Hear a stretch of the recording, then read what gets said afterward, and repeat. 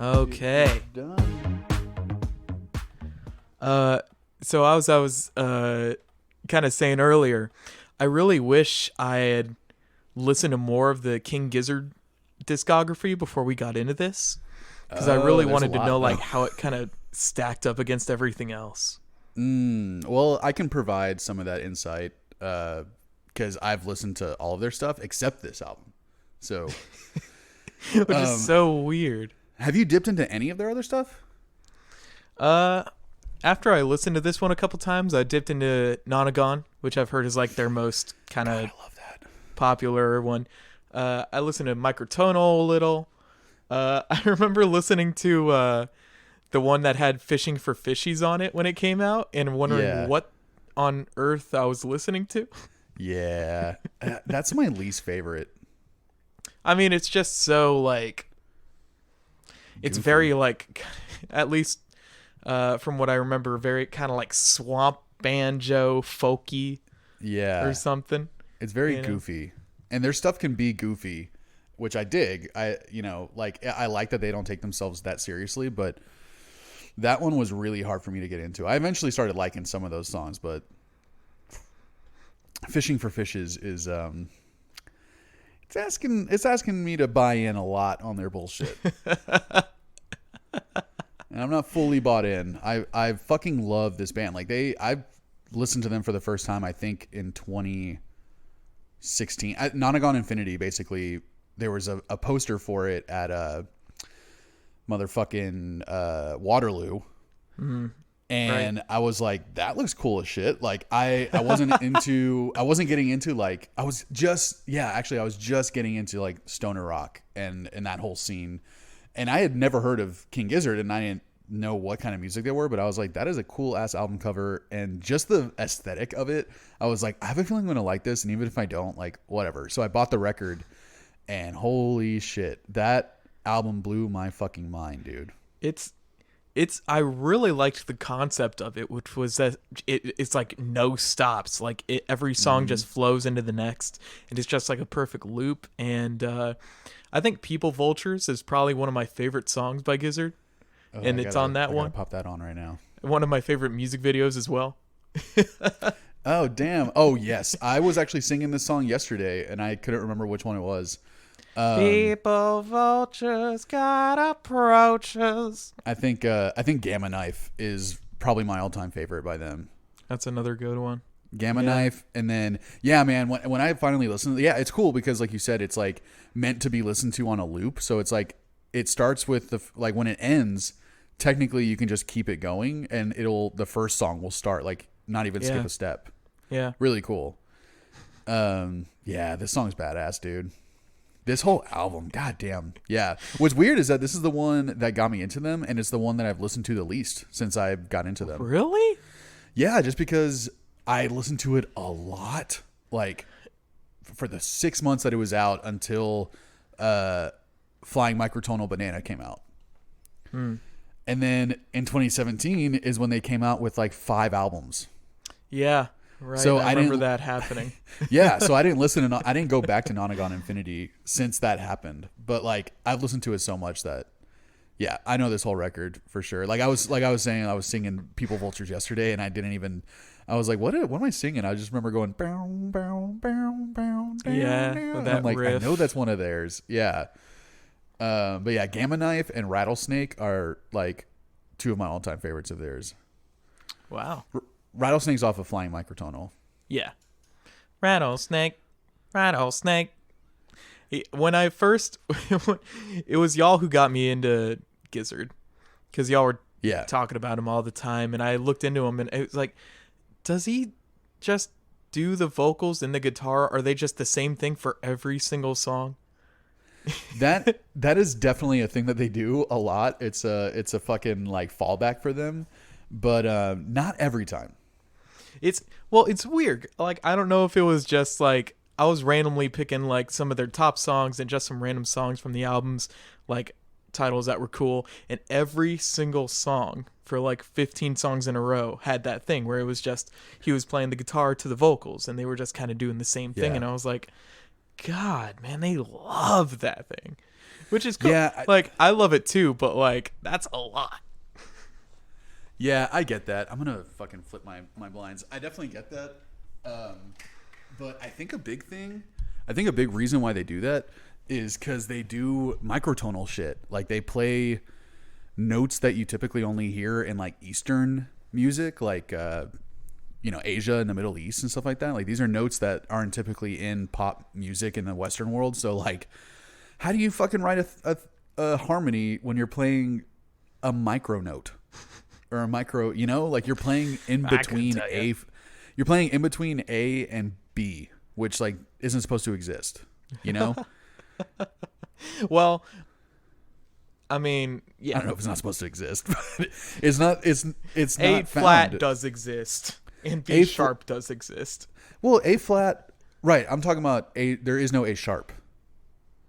Like there is no B flat. What? Oh, Don't yeah, A and B go in together? Like I know what you're saying. Yeah. There's no half step in between those two. But then microtonal creates those half steps and even quarter steps, I think. Like I think they have like what's in between B sharp and C. Like there's another note there, but we don't play it here. Yeah, I was when I was kind of doing research on Gizzard, I looked up what microtonal was, and they described it as the notes between like piano keys. Right. Like and I never heard anything like that. I have a friend who doesn't like King Gizzard just because of that. He and this dude like went to school for violin. Like he is a very like he's really talented. He's a good musician, plays a lot of different stuff, but he can't get into that. And I thought it would be like a music nerd's like wet dream, Yeah, I feel like violin is one of the instruments that you could do microtonal stuff on. I could be mistaken, but like that fretless stuff. Right? Yeah, you would. Yeah, that makes sense. Violins don't have frets? I guess you're right. No, they don't. Do fiddles have frets? They're the same thing. A fiddle and a violin? It's the same thing? Yeah. Yeah. It's just how you play it, I think. No, they sound so different. I could be mistaken. I don't know. But we're going to get a lot of angry comments from the two people that listen to this. We're going to get a lot of angry comment.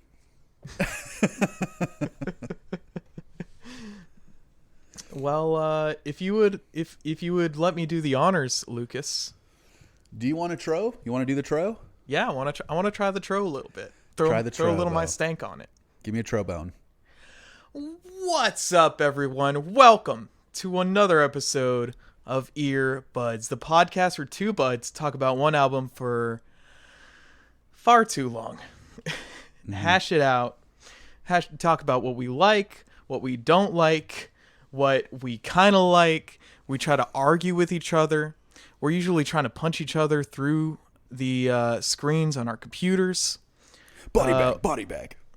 We are the odd couple of podcasts, or the pod couple of oddcasts, if you prefer. I'm your host, Brett. Danger Hanrahan, that's me. And Lucas Indrakovs, that's you. What's up, man? What's up? What up, YouTube? I think that's the first time you've ever said my last name on this show. I was trying to stay remotely anonymous. Well, it might be the first time I've said your last name out loud because I've always been scared of how to pronounce it. You did it perfectly. Well, yeah. Thank you very much. Yeah. Yeah, dude. What's up, man? I fucking am super excited to talk about this record. Oh, I know you are, man. Like, should we just jump into it? I don't know. I think we should meander for a while. I love editing an hour off of each episode. It's so satisfying, right? Because you trim off the fat. We could talk about this new body wash I've been using. That might be exciting. We talked about deodorant on the last episode, so why not talk about body wash? I think I edited most of the deodorant talk out of the episode because I don't think anyone would want, or I think most people would not want to hear about it. Yeah, that's, I did the same thing with the At All Cost episode where I was listening to this and I'm just like, this isn't even interesting to me. And I said it. Like, I went off for 10 minutes on something that I'm like, this is inconsequential to the podcast, to what we're talking about. It, like, you barely had, there were so many times on that episode that I would say I would go off for a couple minutes, and then I would be quiet and wait for you to respond, and you just go, "Yeah, man, yeah." I mean, I don't know, and I would just listen to this. I'm like, this is bad. This is bad radio. Not a very good like audio conversation at some points. No, it's like I left you stumped sometimes, and I fucking get it, because it's like I'm glad that we changed the format, because I really was struggling to find things to talk about. So I would just kind of I think I fucked us up from the get-go on the first episode, because I was trying so hard to get into the lyrics and the meaning of everything, rather than just talking about how much the music meant to me, and how much I liked it.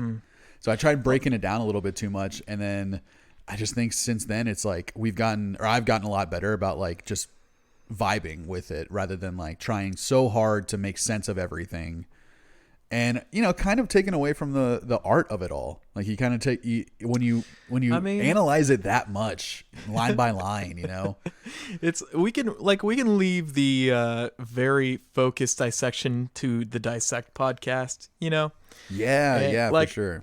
I get it, because like the first episode was like one of your favorite albums of all time, like a very special album to you. So obviously you'd want to like talk about as much as you can. Yeah, but though it was one of my favorite podcasts, or one of my favorite albums ever, I never broke it down like that before. It's not like I'm listening to it and being like, dude, I bet this line means this, and 9/11 and fucking like I just the Bush administration. It reminded me so much of when I interviewed Steve Choi from RX Bandits. You do take away a little bit of just like the magic of it when you break it down that much, I mean, I'd love for us to get to that beautiful balance of kind of methodical but also emotional, kind of like looking at it as musicians, critical, right?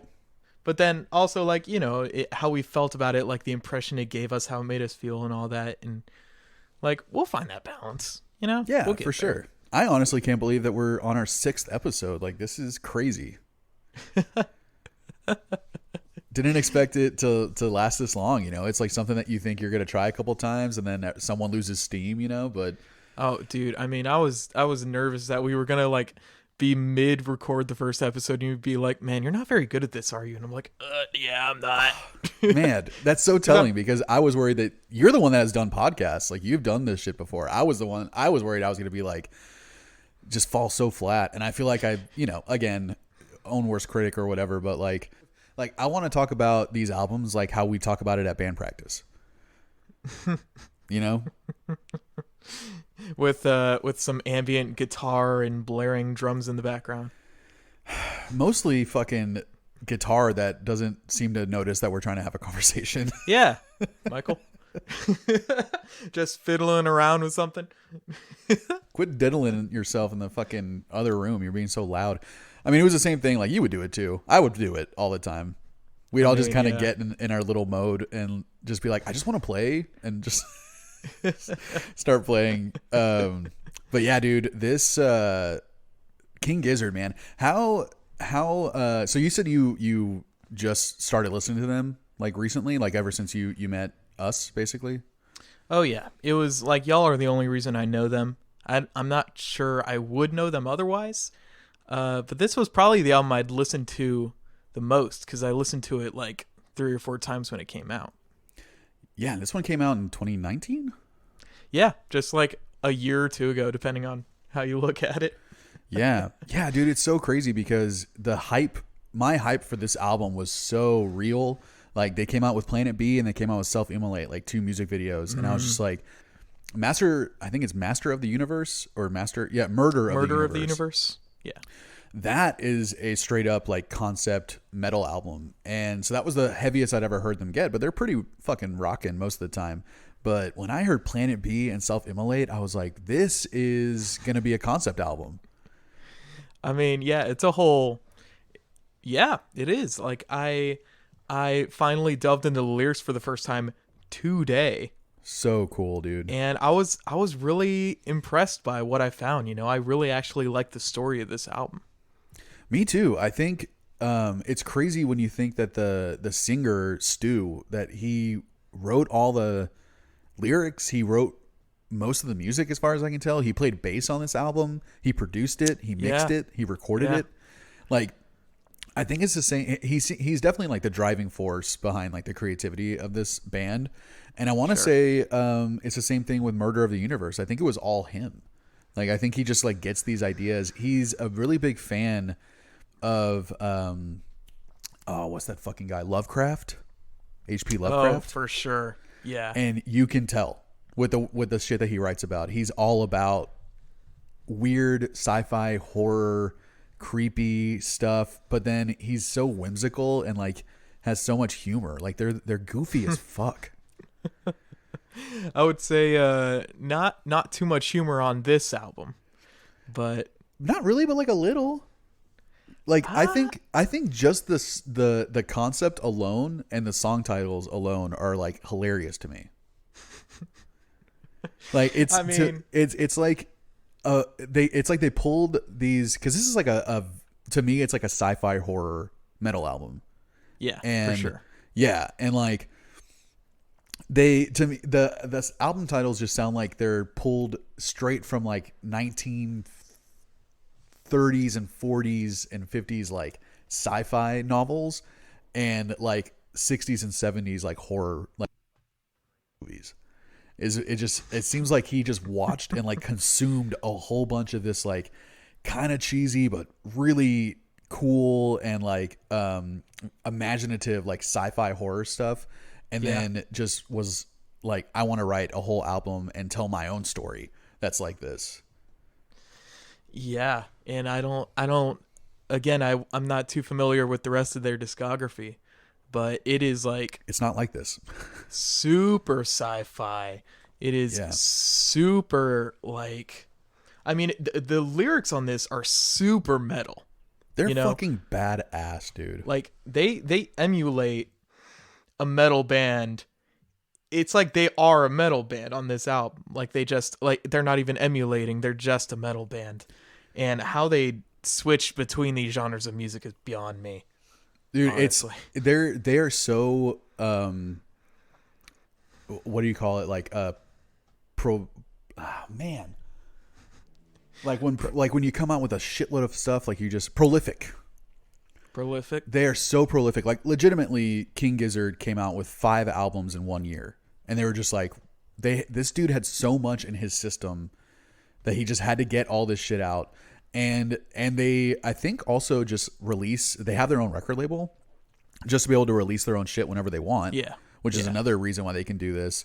But to think that you can write 5 albums worth of music and the genres that you span over 1 year, over 5 albums, is like, it's fucking insane. incredible.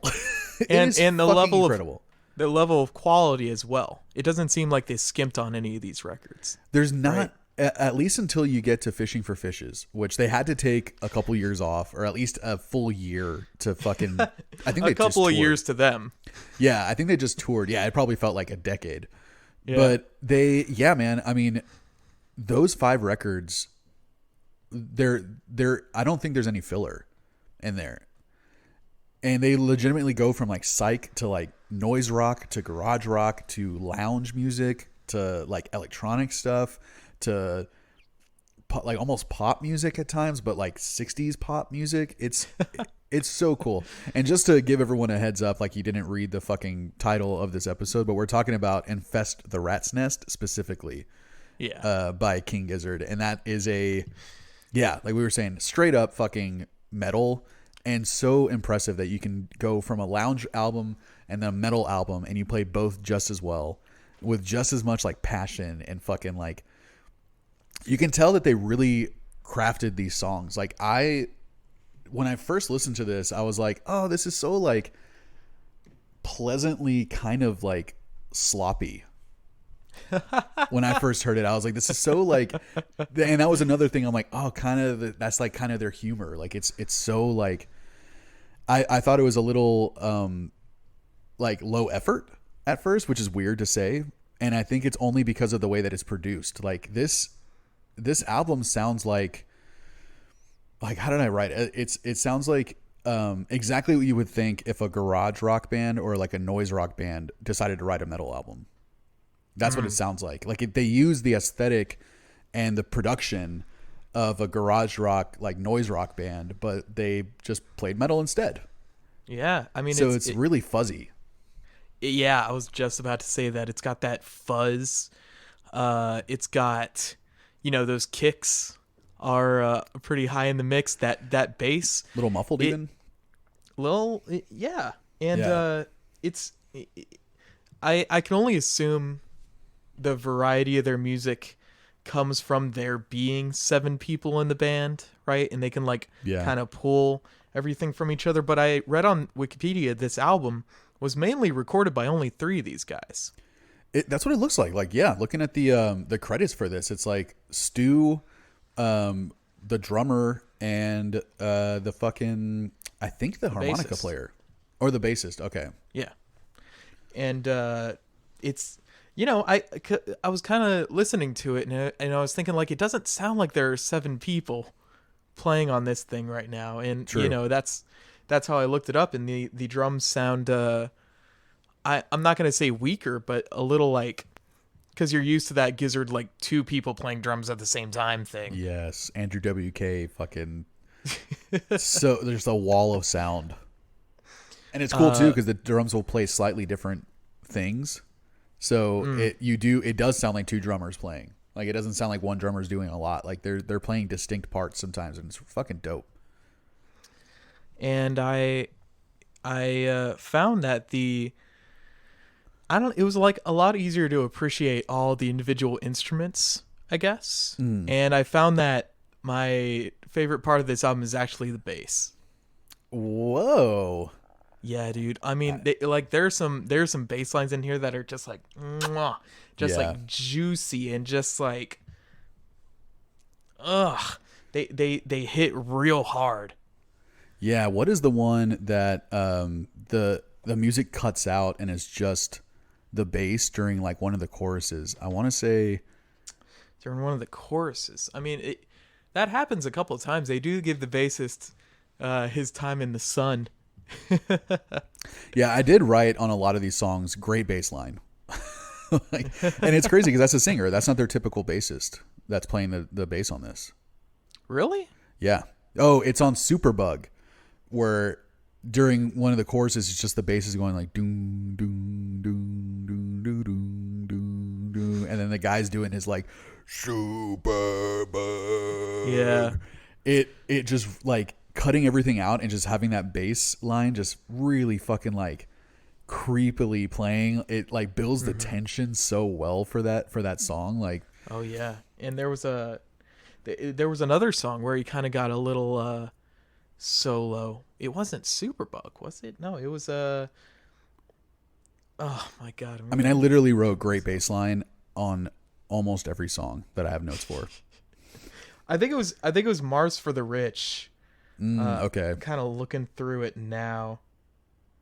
Yeah, that's one that I put great bass line. Yeah, there's kind of a little bass solo with the bass and the drums. And it kind of builds up a little, and then the guitar comes in with the riff, and then they all come in, and it's a beautiful last chorus. So tasty, dude. Yeah, man. And it's just so crazy to think that the dude who wrote all these songs, who played guitar and sang on all these songs, also did all the bass lines, and all of those things are next level amazing. It's there must be something wrong with the guy. Right? It's one of those things where and I don't want to disparage anyone, but it's just one of those things where someone has slight autism or something, and they're just a savant. And it's this. Yeah, there's something. I can't imagine having that much stuff in my head that I can put out onto paper and into a song. This dude needs to write books or a graphic novel or something. I'd be surprised if they don't sometime, man. I bet it could be the Mars Volta wrote the singer wrote a book and then they made an album around it. They might do that, or they could make a book off one of these albums. I'm sure it wouldn't be too far out of their reach. Definitely thought with Murder of the Universe and with this with Infest the Rat's Nest, both of them just would work so well in a book or a graphic novel because it's already a story. Like the story's there. And it'd be Yeah. so cool to be able to put visuals to that story. Like in a graphic novel, like I would love to see the things that he talks about on this record and on Murder of the Universe. That one is like I want you to check that one out after, like, before you listen to any other album by them. All right, we'll do. Yeah, I'll put it in my library. Yeah, do that because that one took a little. The only thing that sucks about it is because it is a concept album and it is kind of almost like a musical in a sense that they have a lot of repetitive themes. So I don't see that as a detriment. no, I just think like for someone who's maybe like a casual fan, they're gonna be like, oh my god, they're playing this riff again. You know, like this is 2 songs later, and it's just like, yeah, that's how musicals. You know, that's how I went into, like, once I started really listening to it, I was like, oh, this is just another fucking concept album. And then they have a lady like reciting parts of the story, like doing the exposition a little bit. And I feel like this album could have definitely had another person telling the story in between songs. Like I think it would have been, but the lyrics are so. They tell the story so well also that like you don't need the narrator, but I think it would just it could use one and it wouldn't feel weird. I think so as well. I mean, it would be a kind of cool, like maybe intermissions between songs, some kind of narration or something, or maybe in the songs. But that's basically this is what we got. Yeah, and this guy, just from seeing this album alone, he has a gift of saying a lot with very few words. He's a really good lyricist, man. I agree. Like I didn't save any of the lyrics like I did for a few of the other albums, but it's just like, I mean, literally it feels like they're pulled straight from the pages of like an Isaac Asimov novel or like a Lovecraft novel or something. Like he's so good at describing what he's talking about and being on the nose, but saying it in such a cool way that it doesn't feel cheesy, even though it is cheesy. Like the concept is cheesy. It's a little cheesy, but I think it's grounded. I think it's good. I think it's really good for a sci-fi thing. I think a lot of what he says on this album, like, it makes sense that this was made in 2019, right? Because there's like a lot of stuff on here that kind of relates to what's happening right now and what's some of these songs hit a little harder after coronavirus. Yeah, well, yeah, let's talk about that. Let's talk about Superbug, huh? Superbug is one of my choice nugs, obviously. I'm gonna start playing it right now so I can listen to it. This, yeah, definitely like easily a choice nug for me, and one that I didn't think was gonna be when it was first playing, even though I loved it from the get-go. But I realized how much I liked it because this was the one that I was singing for like days after I listened to this album. Well, the chorus just like gets stuck in your head. The super bug, it's so catchy, in my blood. Yeah, and just like it starts out with a really nice bluesy, almost like reminds me of Sleep a little bit. These kind of slower. I saw a couple comments on this Genius saying the same thing. No shit. Yeah. Yeah. When like bow no like that. Yeah. That is very sleepy, but a little more bluesy than Sleep. And then they do this on a lot of the songs on this record where the verses are like just chuggy. And he has this fucking like he has a metal voice, which I love because he doesn't sing like this on anything else. And he has this specifically for this stuff. Specifically, yeah, and he pulls it off so well, and it reminds me so much of like Mongolian throat singing. Yeah, I mean, it's got that kind of bassy grit, just guttural. Yeah, very guttural. That's like, it. Yeah, I mean, like it's very it takes a very like specific type of person to have me enjoy someone singing like "Superbug in my blood," and I'm like, oh, that hurt my fucking throat. Well, that's what. Yeah, I He's hope doing it this so guy loud. isn't hurting himself, because it sounds like it'd be pretty taxing to do for an entire album. You know? Yeah, dude, like so, like it's very Mongolian throat singing to me, and it's so. He might use some of those techniques. Yeah, he probably does. I mean, like it'd be hard to sing like this the way that he sings it, because he's not only doing guttural, but he's like projecting. Yeah. He's not doing it quietly. I did it quietly, and my throat fucking got scratched. This dude's screaming it almost, and it's this low, bassy, like, oh, man, I love it. This and like that chorus of Superbug. It's like just I would love to see it live and just have the whole crowd singing it. Just a crowd chant with Superbug. That would just get me just dripping. Well, ironically, we don't have that chance right now. No, because of a Superbug. Because of the Superbug. Yeah, I love that he like made a reference to H1N1. Yeah. The swine flu. Yeah, he said it was a flop. I love that he called it a flop. He was just like, it's like speaking from the perspective of the Superbug, and he's just like, yeah, H1N1 was a fucking flop, so now I'm here to do what he couldn't do. And Superbug's like a truck. Penicillin is a duck. Which was probably the funniest line that I saw in this album. and it's kind of funny too, but I still love it where he goes, it never ever ever stops, it never ever gives a fuck. It's like so silly, but I'm like, dude, how do you sound so cool doing something so goofy? And it's one of the longer songs on the record too. Huh? Oh, I was just saying it's one of the longer songs on the record too. Yeah, well, no song is really too long on this thing. Mm-mm. This one's almost 7 minutes, and it doesn't feel like it. Yeah, this album is around 39 minutes, you said, right? So I think it's 34. 34. Yeah, 34 minutes, 9 songs. I think I just get so engrossed with music that it always seems longer to me. Like, it doesn't feel like a 30-minute album to me.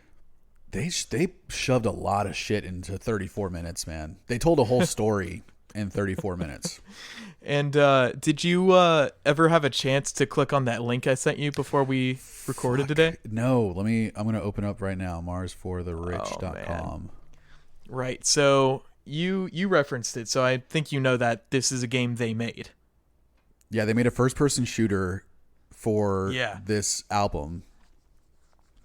So the concept of this album, real quick, just to like kind of encapsulate it as like easily as I could, I was like, it's basically, and I got this from like some notes that people left online also, but like they talk about the disparity between rich and poor people right now, but also the potential of how that disparity can just get larger and larger as the future, in the future. And the concept is, at this point, our planet is uninhabitable, not because of just a superbug that's killing a bunch of people, but I think they mentioned climate issues and stuff like that. Yeah, it's also like economic stuff. Or economic stuff.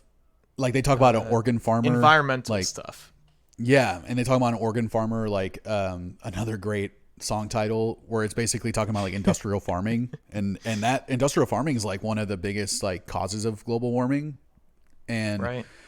So this album's about like how rich and poor are so separate from each other, and essentially like we're able to finally colonize Mars, but their idea of the people who get to colonize Mars are the rich. Only the rich are going to be able to afford it, and only the rich are going to want to select the people that go up there also to follow them. So all the poor people are left on Earth to deal with the basically an inhabitable planet, and that's what this whole thing's about.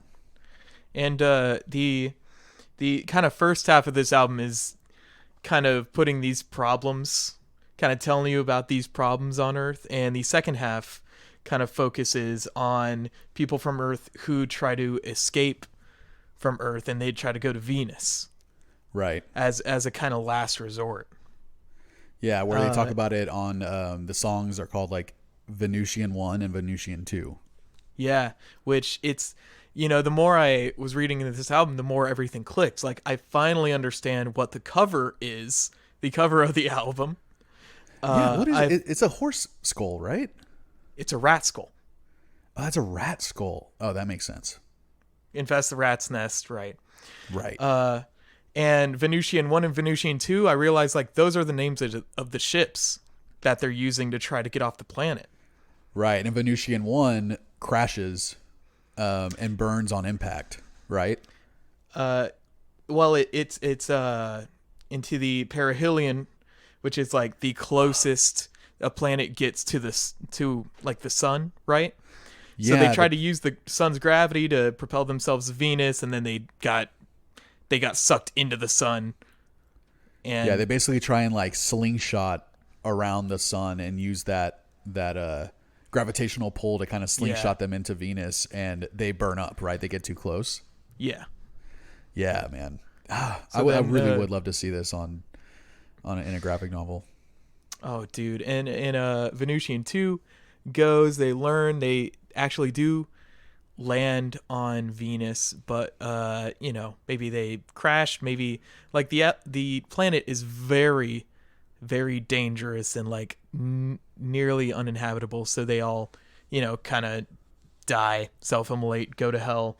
And like my favorite part of the album, and why I'm super, super happy that I played the Mars for the Rich game before I got into the lyrics of the album. Oh. Because in the game, it's like Doom, like the original Doom. Right, it looks exactly like Doom.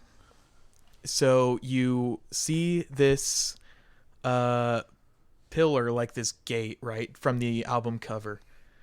And you kind of walk up to it, and suddenly like chaos ensues, and rats, just hundreds of thousands of rats chase after you. And, giant rats that shoot fireballs try to kill you, right? Right. And so I was like, okay, this is a lot. And then that sounds awesome. You get into the song Hell, which is one of my choice nugs. Oh man, it was so good. And it talks about how like Satan has taken these people who were trying to go to Venus and end up dying. They kind of join his army, and they attack the people on Mars. And Satan describes the people on Mars as rats.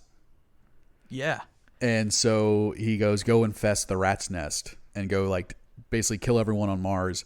And I love that he says, remember the entrance and remember how you leave hell or something like that. Cause it's like the door to hell is made of amber. And he says, remember this. So after you kill all them, you can come back. Yeah. And it was just like cool, kind of like everything connecting all at once. A very, very cool payoff, I'd say. Dude, yeah, Hell is such a good song, and it's one of the songs that I love to do in my own songwriting, where the second half is different than the first half. Oh, and that second half, the way they get into it is so cool. So cool. Because the song starts like really thrashy. It starts really thrashy, and then it drops off, and then it's like maybe a sitar, maybe just an effect on the guitar where it does a riff, and then just some feedback, and they go into it, and they played on a deeper part of the guitar, and yeah, so dude. cool, so cool. It's very Middle Eastern, that second half of the song, and for all I know, they're playing a microtonal guitar. That could be it. Yeah. But I love on this song they kind of do what you'll hear in a lot of King Gizzard songs, where right before they go into like a little interlude, the singer just goes, woo, or like goes, oh, or something like that. And then they do those like really fuzzy, echoey guitars that are just like echoing over each other and feedbacking. They do that a lot, and I never get tired of it. That is that dude's second favorite move, aside from matching the guitar notes. Yeah. I wrote down in my notes just, oh.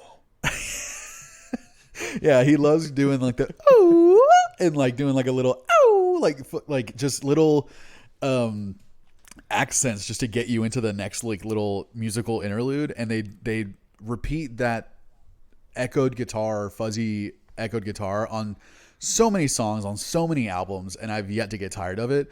In fact, I ripped it off hardcore on a lot of Mortalis albums or songs. I ripped it off so hard because I was so like, one of the things that whenever I was in a band in high school, we started trying to play. We were a ska band at first, like ska punk, and then we started trying to play reggae. I was like getting more into dub. So once I got into college and I started basically doing drugs, I was like, I like dub music now. And one of the things I liked the most about dub music was the echoes.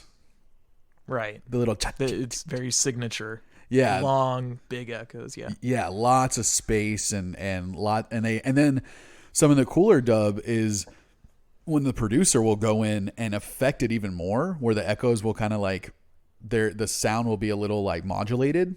And they'll kind of, and that's what like the Scientist and Mad Professor and like some of these other, dub producers, like they basically like are part of the band almost. Like they change the song to an extent. So like, anyway, I was really into dub at the time, and so like one of the things that I overused all the time was echoes on my guitar. I would just like layer them and layer them and layer them, and just like it would get to be to where like no one else liked it except me. And I never really heard it outside of reggae. And then when I discovered King Gizzard, I was just like, oh my God, this is like the rock version of what I was doing in reggae, where it's just like so over the top, and like it feedbacks and goes over itself, and then it becomes indecipherable, and it's really just noise at that point. But I love it, man. And I love that they do it on some of these songs too, because that kind of like brings in their more garage rock stuff into like a metal album. Yeah, it translates really well, I think. Perfectly well. And that dude, yeah, that the riff at the end of Hell, the like, ugh, so good. At first, I wasn't really feeling it. I was like, okay, another like right before the album ends, random riff that has nothing to do with anything else. But the more I listened to it, the more I just like got into it and just yeah, that double bass going that whole time. Yeah, and I'm also very picky about double bass stuff in music. Like if it's just going the whole time, like it's kind of annoying to me. But the few times he did that on this album, I thought it was, great. Had nothing against it. He picked the perfect moments to do it in. Because it does become a little superfluous after a while when they're just like, it's just part of every song. There's just going to be double bass. But it kind of reminds me, like, did you ever listen to Thrice? No. Okay, well, I was really into Thrice for a while there. And their first couple of albums were kind of like hardcore punk. And then they came out with basically like a punk metalcore record for their third record, I think. It was called Artist in the Ambulance. And there were some heavy songs on there that were so good. And the drummer, like, just every now and then would do some double bass, and it never lasted long. It only lasted a couple measures at the most, and it was my favorite parts of all the songs that he did that. And you just wanted more of it, And I realized it's not as good when you get too much of a good thing. Just makes it bad. It can be the best secret weapon in any metal band's arsenal, right? Sure. Or it can become so played out. Yeah, like that you almost feel obligated to do it on every song. Which a lot of metal does do it like that. Especially metalcore, but like, fucking death metal and shit. Like there's so much double bass on every song. Yeah, it's tiring. But I would imagine though, like I've always thought, because I don't play drums, that would be like the funnest drums to play. I've never gotten into double kick very much. So I guess I wouldn't know, but I feel like if you're really good at it, it's probably really fun to pull off, especially like when you're doing it with fills, Yeah. You're kind of doing it. That sounds so fun. But like a friend of mine who's also a drummer doesn't like that type of drumming that much either. He says like, yeah, just because like, he just thinks it's like, so you're technically good, great. You know, like you can learn to be technically good if everyone practices enough. You can get that good, but it's like, yeah, he thought that there was no artistry in it, and I couldn't disagree with him more at the time. I mean, I've always appreciated good technicality from drummers, but my number one thing has always been about the emotion they put into the drums. Yeah. You know, and sometimes, a lot of the time, being very good technically can do far more good for your emotional stuff if you know how to incorporate those two sides together. Like homeboy from Pup. Oh yeah, for sure. Homeboy from Pup, he's a very good technical drummer, though he really doesn't show it. Yeah, he like holds back and is just about like, what does this song need? Like what does this vibe need? Very, very good at working with odd time signatures, but also kind of odd riffs that they do, because they'll do songs in 4/4 that don't really sound like they're in 4/4, and he'll know how to play with it. Yeah, I didn't realize until we talked for the podcast that I didn't realize that a lot of the songs weren't in 4/4 because it was just so seamless. Dude, speaking of any case, weird time signatures, like those are all over this album. Oh, for sure. And I mean, that's a huge part of metal. I've never right? been, yeah, for sure. I feel like not so much in metalcore, which is most of the metal I listen to. Like weird time signatures isn't that. Maybe they'll cut off a beat here and there, but it's pretty 4/4 most of the time, from what I remember. But like my other choice nug on this record was Planet B, the opening track, and that one has a lot of their like typical like Nonagon Infinity type guitars, where it's just like really kind of obnoxious like lead stuff as like little interludes between the chorus and the verse. Sure. And it's like very chuggy, but it's like so thrashy. Like, so like the song opens up with a ton of double bass. Like, did you dig that? Oh yeah. I thought it's always a fun way to kick off an album. And the bass is, the kick drum is mic'd so weird that it sounds like very muffled. Like, yeah. I was kind of wondering how they do that. Like maybe they mic it outside of like the hole. Maybe they don't have a hole in their kick drum and they just kind of mic it from outside. I don't know. I just thought they stuffed the kick drum full of fucking pillows. That could be it as well. Yeah, just stick like 3 comforters in there. Which usually when you're doing a lot of double bass stuff, you try to go for a sharper, kind of more standing out kick sound. A very, very punchy, like kind of like with a lot of attack. Yeah, a lot of attack, exactly. Like you want to hit when I hear double bass, like I want to hear the mallet hitting the drum. Like I want to hear that punch, you know? Yeah, because otherwise, if it's too muffled, it's gonna just sound like a mess. Yeah, and this kick drum on this album is really muffled, but it's awesome. Like I think it adds to the garage rock band doing a metal album like sound. Yeah. And Planet B, just like that again, that's such a great album or song title, and it's like it just sounds like a 1960s sci-fi movie. But it goes hard. So good in the paint like the whole time. I love what the drummer's doing during the verses, where he's kind of doing that double kick, but he's also tapping that ride cymbal bell, every now and then, like almost at random, it seems. But yeah, but it's like, compare this to Circle of Demons, the opening track. This opens really similarly. Well, maybe, I don't know. There's a bit of an intro with the drums and the music and then the vocals, not all at the same time. True. I guess I'm thinking like it just starts with the drummers going like that's such a crazy way to start an album, and I loved it. And then about halfway through, they're like, all right, but we are King Gizzard, so yeah, I'm going to hit some notes and I'm going to match the vocals. Yeah. And that's something else I used to also hate growing up. I hated when the vocals were just following the guitar part. That used to really bother me. Yeah, I hated it. I thought it was so lazy, and I refused to do it in any of my songs for the longest time.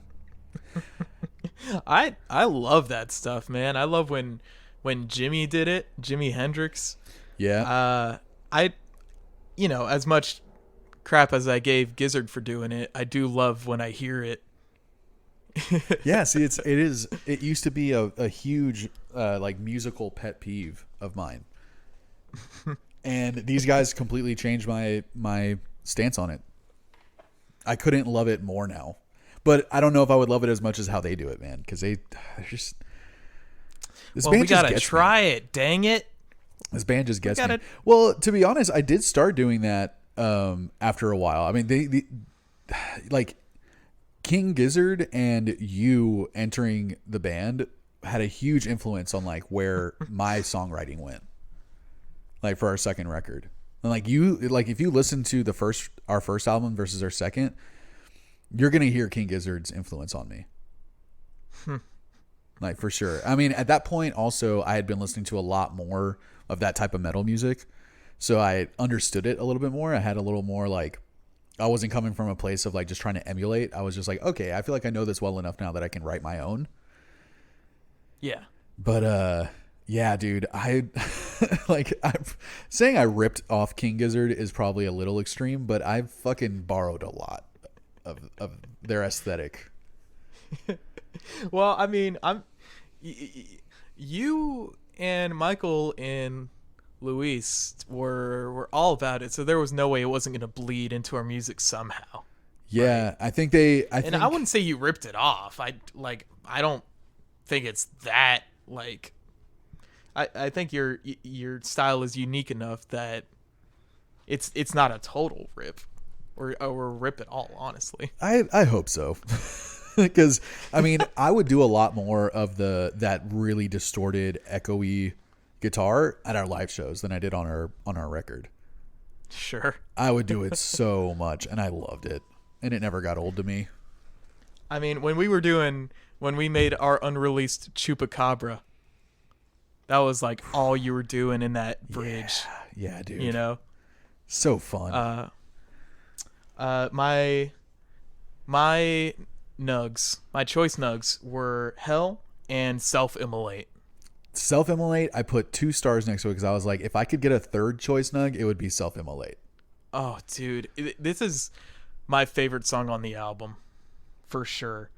It's just like it pounds forward. I love the vocals in the verse. Yeah. I have gone insano. I lust for volcano. So fucking cool, dude. Like such goofball lyrics and so cool. And then those raging guitars come after the, bam, bam. The great drums in the beginning, just dun dun dun dun dun dun. It sounds like these guys are, falling from space in a ball of fire and are about to crash into hell, and that's like, oh, it's beautiful. Oh. Yeah, it's and like self-immolate means to like light yourself on fire, right? Yeah. Yeah. Yeah, I believe so. Yeah. Yeah, dude. What is the count on this song? Because I couldn't figure that out. Is it not? I don't know. Is it like 9/7 or some shit? Probably. I think it's 4/4. No. Auto cremate. If anything, it's 6/4 maybe. But it's so yeah, dude. Like that when I listen to, I love the double bass during that auto cremate. It's just like like during that part. It's so fucking awesome. Oh man. Yeah, I think it's like this one is them landing in Venus and just bursting into flames, basically. And then after after they die, they go to hell, which is the last song on the record. But like this is one of my favorite King Gizzard riffs of any of theirs. This one, Venusian 2, I wrote down, had some of my favorite riffs, and I mean, hell. Yeah, dude. I mean, and those are the last 3 on the record. Yeah, so it like finished very strong for me. Yeah, obviously. But I initially thought Planet B was gonna be one of my choice nugs, and that like landed in third place.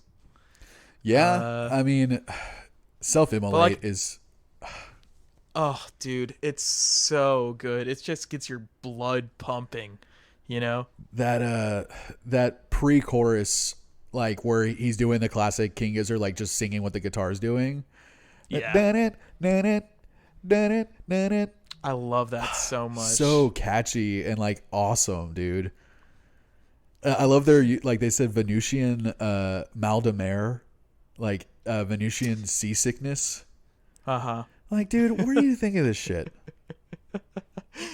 There was a, I believe it was in Venusian 2, that another line I laughed at, or it could have been Venusian 1. Dude, Self-Immolate is dangerous in the pit. Oh, dude, it must be an absolute mess. This at is those live shows. Yeah, this is a violent fucking song. Like, I don't even fucking mosh, and I would bring a weapon. And let's go on to Hell real quick as well. This one just starts off hit, and then just gets right into the verse. It's another just raging, just Hell song. Yeah, it's very Self-Immolate and Hell like are perfect to go back to back together, which, you know, obviously with the subject matter, but like the vibes, man. That's what I mean when I first was talking about this, like thinking of this album, like, oh, this is so like wonderfully kind of lazy or sloppy. And then I listened to it a couple more times and I was like, all of this is deliberate. Like the Self-Immolate and Hell could be one long song if they wanted it to be. Like that's how like perfectly they go in together, I feel like. Yeah. They work really well together. They're totally different riffs, totally different beats, you know, but like maybe not totally different beats or like rhythms or whatever, but like just the vibes on both of them. It's just like, this is, yeah, like these go together. This is a concept album. Yeah. To a T. And what a way to end off the album, man. Dude, yeah, Hell is another one that's just nonstop for like a minute and a half. And then yeah, you have that chilled out part for a little bit, and then that fucking badass like Middle Eastern riff, Indian thing. I love how it goes into that part, dude. So cool. Am I wrong in thinking that the album cover is the gate to Hell? I don't think it is, just because it doesn't look like it's made out of amber. It looks like it's made out of stone or like brass or some sort of metal.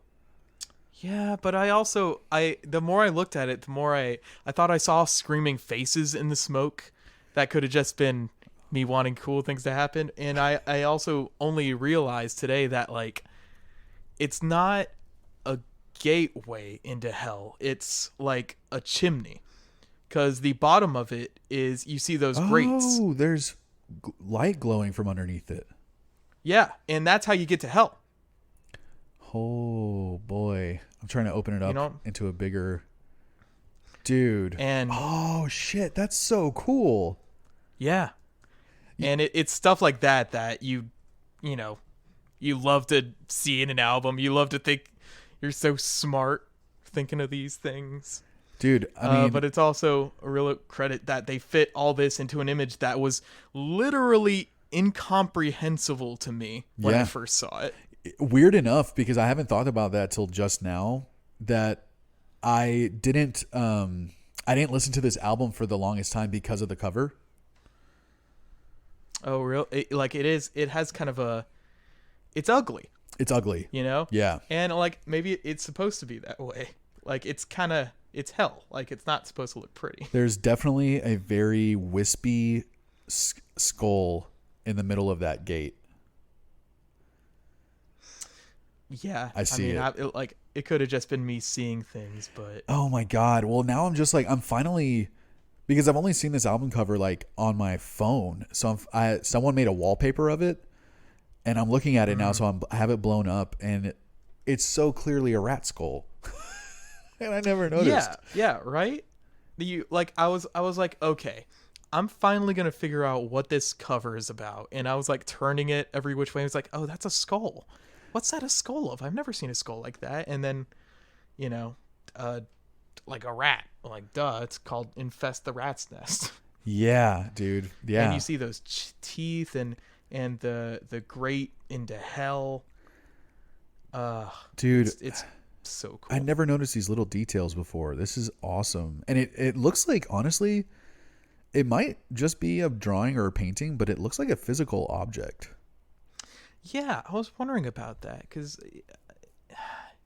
it looks like they just made this sculpture, had someone made this sculpture and put it on like a red podium or something, put smoke around it. Yeah, or easily just take a picture of it and just Photoshop this shit in there.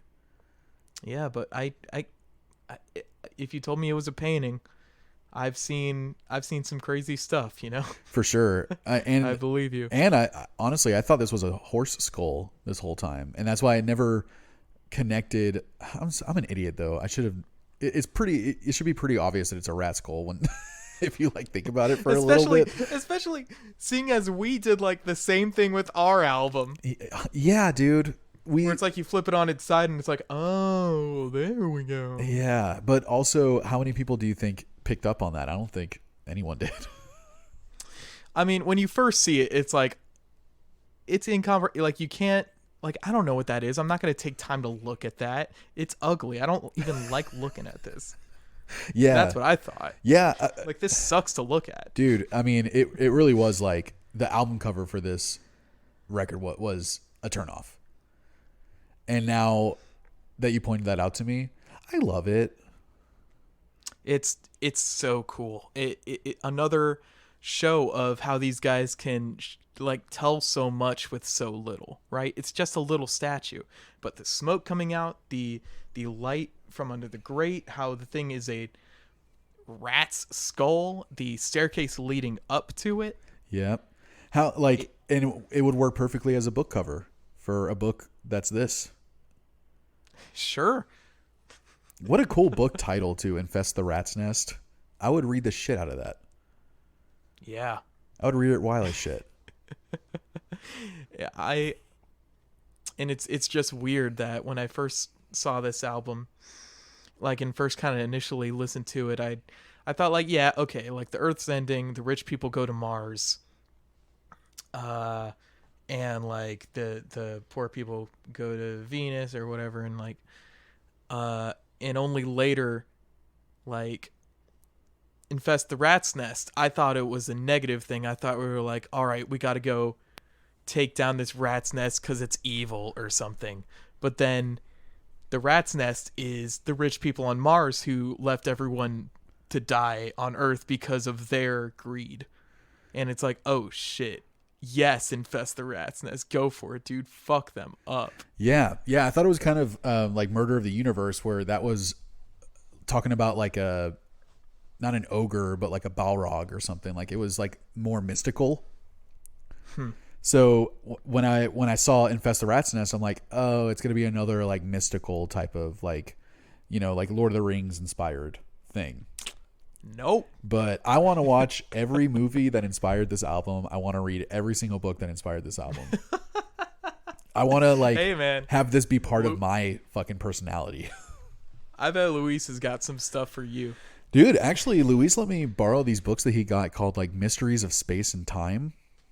And it's really old articles from like the 60s and 70s and 80s written about like all different types of just weird shit. Like the other day I read about a British guy who like became a witch doctor in Africa. And like this guy that was investigating a place called the Borley Rectory, that he was saying it was haunted, but then after he died, a bunch of people started coming out and saying that he lied about all his findings of this place being haunted. So then they started doing an investigation on the actual ghost hunter, and then uncovered a lot of crazy shit about his life. And so like these books are fucking cool. They're just collections of articles, and like, yeah, they're totally, this is Luis's aesthetic. And I want this to be my aesthetic. Well, hey man, 2021. Hey man, it's a year for change. So I guess we should get on to rating this thing, right? Yeah, dude. Yeah, I want you to go first because I actually have to think about this a little bit. If you're not ready, then we can both just like think for a little bit. I mean, okay. Let me think about this. There are really cool moments in the record. It's really consistent throughout. Even though it's not exactly like my type of music, I'm going to come back to this record. So I think it deserves at least like an 8.3 or 4. And even that seems too low, but that's my score. It's going to be an 8.3. Why do you feel like you're holding back? If you feel like that's low, shouldn't you rate it higher? Well, I just feel like I probably can't listen to this album multiple times too quickly. Okay. You know? Like I feel like if I have to space out my listenings to this album or else I'll get tired of it. Yeah, I do that with a lot of things. RX Bandits, Action Bronson, King Gizzard, all three of those definitely like we're on repeat for too much. 8.3 is great though. That's A. That's not S tier. It's not S tier, but it's an A. It might seem a little low considering like all the albums we've brought in have been at least like a 7.5 plus. Right. You know, like we haven't like listened to any albums we dislike. Not yet. Well, you know, I have some suggestions that we could talk about, but why don't you give your rating real quick? Well, this is. I agree with everything that you said. Obviously, it's very consistent. The theme is awesome. It's hard. A concept album is a hard sell for me, and I love this one. I've loved every concept album that these guys have made. The lyrics are fucking awesome. The music is great. The music is like, I'm so glad that they played it because I didn't know that I wanted this in my life until they made this album. I didn't know I wanted a garage rock metal band. Gizzard is your gateway, man. Dude, I just like and what sucks is I want to hear so much more of this type of stuff, and I don't think anyone else could do it this well, honestly. So this is definitely S tier for me, and I'm gonna give this a 9 point. Again, they were one of my top 10 favorite bands of all time. I'm gonna give it a 9.4. Wow! All right.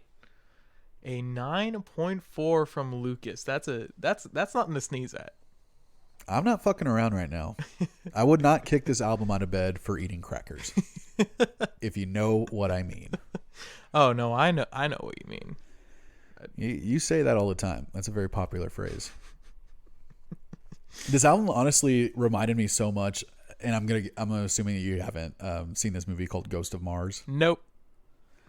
Yeah, it's a terrible movie, but it's all about how like they're terraforming Mars or they're mining Mars for something, and then it releases a virus that like infects all the people on Mars, and it gets them to start mutilating themselves. Oh, that sounds crazy. It's visually a crazy movie, but it stars Ice Cube. Really? Yeah, so that it's a John Carpenter movie that stars Ice Cube. Huh. So you can imagine it probably came out 2001, 2002. And it was the first movie that I ever walked out of in a movie theater. Oh, wow. I was like 14 with my dad, and we were both like, fuck this, right? And we're like, yeah, fuck this. We just left. Ice Cube couldn't keep you invested, huh? And I was a huge Cube fan. Weren't we all? I hope so. That man is pure raw talent. Dude, yeah, if you haven't heard this record and for some reason listened to us talk about it for over an hour, like listen to this record. If you like metal, if you like garage rock, the chances are that you're gonna fucking like this. If you like riffy music, if you like driving music, you're gonna like this album. Even if you're not really a fan of metal or punk, it might be a hard sell, but there's probably going to be something in here for you. It's not all driving. There are some groovy songs as well, you know. Definitely. Like the second song yeah, it's almost like ZZ Top sounding to me, just a little heavier. It sounds like 70s rock, right? A little bit, yeah. Yeah. Yeah, so there is a little something for everyone. I definitely think that too. But highly recommend this album. We obviously loved it. I had an idea for a real quick segment. I'd love to hear it. So, and I hope that while I'm going through it, I can think of the one for this album. So it's weird because sometimes like I think about things in weird ways. And this is part of the reason why I love Action Bronson, because I think in food also a lot. And I describe things as food. Like when there's a movie that I love, I call it like comfort food. Okay. And stuff like that, you know, like, and I'm sure a lot of people do that shit, but like, I definitely like think of things in terms of food sometimes. And I did it. The first album I did it for was for At All Cost, for Circle of Demons. And for some reason, when I was listening to it, I was thinking like, dude, this is like, because every individual part is so fucking well done and so good and so like rehearsed and precise on that album that when you like put it all together, it's awesome, but it's like chaotic and crazy. And for some reason I was like, dude, this is like if you like cooked a gourmet meal, like you made like Chilean sea bass on a bed of polenta and like asparagus juice. And, you know, the 6 different components, and you put them all together and they make this beautiful gourmet meal. But then you take all of that and you put it in a taco. Like that's what Circle of Demons was for me. Like a gourmet meal that's served as a taco. Okay. All right. And so yeah, I thought about that and I was like, oh, how would I describe all the other records we've listened to? I would love to hear your take on this one. Okay, so this one, I can start with this one, and then maybe I'll do the other ones real quick. But this one was like, because it's so. Have you heard of that fruit? I don't even know what it's called. I should have looked it up. Close, but it's like, I think it's durian fruit or Dorian fruit. Like the spiky kind of thing? Yes. Yeah. So apparently that smells disgusting. Yeah, awful. But it tastes really good. Have you had it? No, I haven't. I've just heard about it. Okay. So I saw it on Anthony Bourdain like so long ago, and yeah, he was like, this smells like dead feet, but it tastes delicious. What? And I'm like, I can't even imagine that. But that's the first thing I thought of thinking about this album, that it's like super spiky on the outside of this fruit, because like this album's so fuzzy and like dirty and gritty sounding. And then you open it up and it's just like stinky as fuck. And it's like, so like, oh my God, it's like noxious. And they're talking about all this crazy shit and it's heavy and it's like sci-fi. And it's like, I just picture like fumes coming off of it. But then it's so deliciously done. And it's so well done that when you finally eat that fruit, you're like, oh my God, this is so fucking good. And all those elements combined is what makes it so fucking good. So this album is a Dorian fruit, I think is what it's called. Durian, I think. Durian? Yeah, durian fruit. Yeah, that's what this is to me. It was the best one I could think of, because I was like, what is a fruit that's like gross looking but delicious? That's odd, because the first place I went to is that it's going to be some kind of nasty looking ground meat or something. The first thing I thought of was the Fritos burrito from Taco Bell. Oh, because like those. It's greasy, it's nasty, but you bite into it and you get those Fritos, and it just like it tastes tastes right. It's so damn good. Yeah, So for you, this album is a Frito burrito. Yes, it's a beefy Fritos burrito from Taco Bell. Oh man, I want that so bad now. I want to eat Frito burritos and listen to this album and just get like diarrhea immediately. And have a bit of like I'll have like heart palpitations. Well, you know what? The world is your oyster, man. There's no one saying you can't. You can make this dream a reality. That's true. That's true. I described the Pup album as a DiGiorno pizza that you zhuzh up a little bit. Okay. Well, like with some homemade spices and. Yeah, you chop up some of your own like ham, you put some veggies on it, you like zhuzh it up and make it your own, because I'm like, pop punk is something that you've heard a million times. you can listen to 5 different bands and it'll all sound the same. So I'm like, you know what you're getting when you buy a DiGiorno, but this is a DiGiorno that like they made their own, you know? So that was that to me. But yeah, man, I was thinking like, maybe for a segment I can do like, how do we describe this album as food? Dude, I love that. I have a much worse culinary history than you, so I'll probably be going to fast foods a lot, microwavable foods. Yeah, I use durian fruit, and you said a Frito burrito. Yeah. I like it, man. I think it's a really, for some reason, like it makes me laugh every time I think about how to describe an album, and you have to think about it in such an abstract way. Yeah. Well, screw man. Yeah. Hey, new segment. What fruit is it? What food? What? Oh yeah. What food is it? What food is this bad boy? Yeah, we're gonna do that. That's part of it. Maybe we'll have a little jingle. Maybe we won't. Who knows? Dude, I was wondering if we could do that.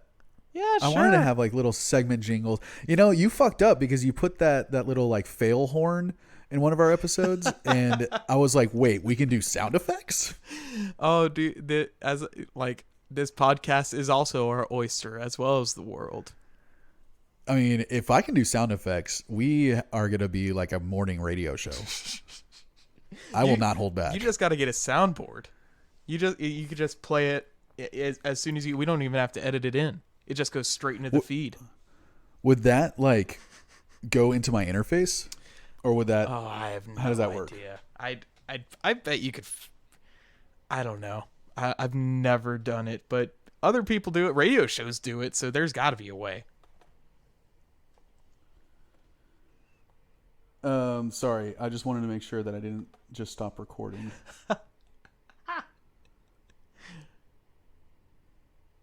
It's weird because like my marker is like 3 minutes ahead of where the thing's actually recording.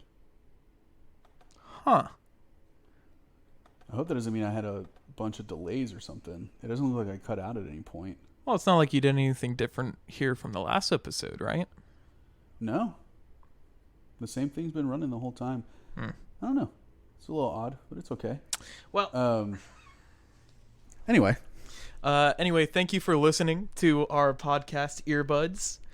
Find it anywhere podcasts are found. You can follow us on our Instagram for little updates if you want. And I think this is the first episode that we don't know what album we're doing next. Yeah, I had a couple. I just realized that. I had a couple suggestions. We could either record it or we could stop and we could figure it out. Let's put the give your suggestions, and then everyone will find out on the next episode what we decided. Well, I had one album that a friend showed me that I actually recommended to you. It's called Hawaii Part 2 by Miracle Musical. Very weird album, something I like want to dive into and kind of figure out if I can. The second one is going to have a little more tea on it. It might be a very controversial episode. We might get some juice on it. It's Pet Sounds by the Beach Boys. Okay. Oh man, that album is guaranteed top 10 for any album list of all time, and I've listened to it multiple times and I've never understood why. So this might, because I've never actually heard that whole album, so that might be the choice that we go with, man, because I have a feeling we're gonna piss some people off. And you know what, that's fine. But I just I want to give it a chance. I want to know why it's always considered one of the greatest albums of all time. I don't just want to shit on it, so that's why I wanted to do it for this podcast. So I would be forced to listen to it multiple times through the week, forced to really think about it, give it the best shot it has. But honestly, it might be a controversial episode. Yeah, I think it will be, because I'm not the biggest fan of the Beach Boys in general. But damn, dude. All right. Did you have any other ones that you were thinking? Those were the main two. Okay. So one that I've never heard of and probably not too well known. Yeah. And the other one's fucking pet shop sounds or pet sounds. Yes, it's Beach Sounds by the Pet Shop Boys. That's okay, right? The Pet Shop Beach Boys. Yeah. Okay, cool. Yeah. Yeah, we'll figure it out. But I think honestly, fuck it. Right now, let's go with the Beach Boys. Yeah, I was thinking that too. All right. Damn, dude. I feel like we're gonna upset a few people. I upset someone yesterday. Not really upset with one of my album reviews of Black Flag. Oh, I'm sure you did not like that album at all. No, Yikes, I did not. In any case, check it out, guys. Maybe, I don't know. Maybe we'll both love it. You know, who knows? Dude, weirder shit has happened. So until next time, see you, buddies. Bye. Bye. And a 3 and a 2 and a 1.